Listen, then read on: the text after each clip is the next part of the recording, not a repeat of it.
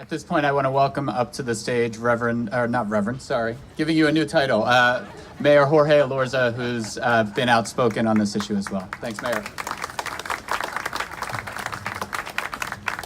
Good afternoon, everyone. I want to begin by recognizing and thanking the Jewish Alliance for their leadership and for bringing folks together to make sure that this issue is not one that we are silent on, but instead one that we lift our voice and do what we can to reverse this terrible tragedy that's happening at the border. So in particular, I want to recognize the President and CEO of the Jewish Alliance, Adam Greenman. Thank you very much, Aaron. And I also want to recognize the board chair, Mitzi Buerkle Hammer. Thank you. I want to recognize the entire faith community that joins us and continues to lead the way here in Providence. And also want to recognize a good friend and someone who is a moral voice on many of these issues, Representative Aaron Regunberg. Thank you very much, Representative.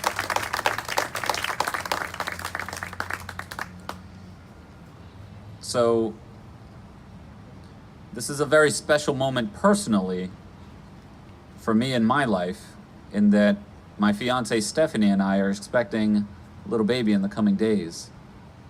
So our due date is on Sunday, and I'm sure every parent here knows that special connection that you have with your children, and we're already beginning to feel it. And so we were talking just recently as we were watching this horrific policy play out on the news, and it brings tears to our eyes, this idea of having our children ripped apart from us. And then you dig a little bit deeper, as if that's not bad enough. You have senior members of this administration explaining the policy as quote-unquote maximum deterrence. And the impact that it's having is exactly what it was intended to have. So that's why I'm so proud that our community comes together to let the administration and the world know that children are not bargaining chips. That this image of children in cages, is one that demeans us, and that we are better than this as a society and as a country.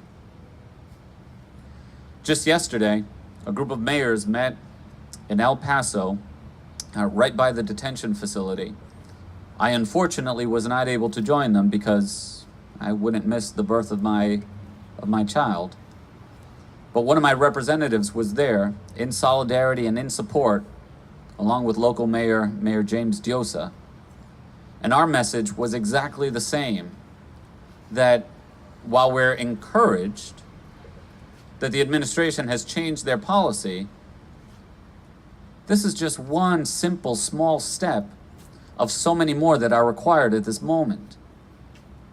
And that's because the solution is now to incarcerate both the parent and the child.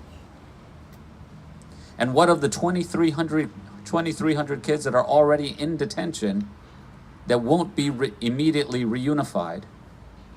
And so our message at the border, standing together as mayors, both Republican and Democrat, was calling on the administration to go even further and do what is right in this situation.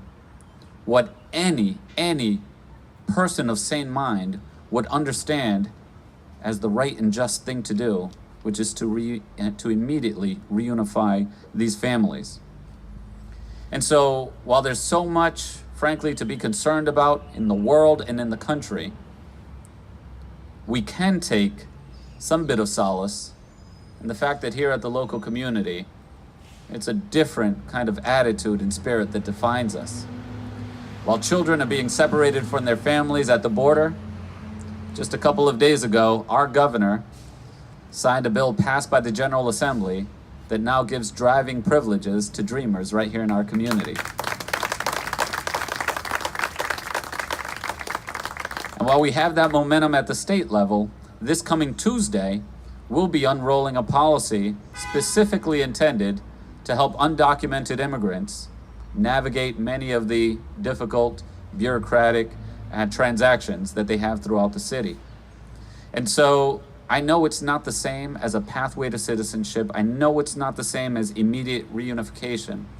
But collectively, we are sending an important message to everyone in our community that it doesn't matter whether you're documented or not.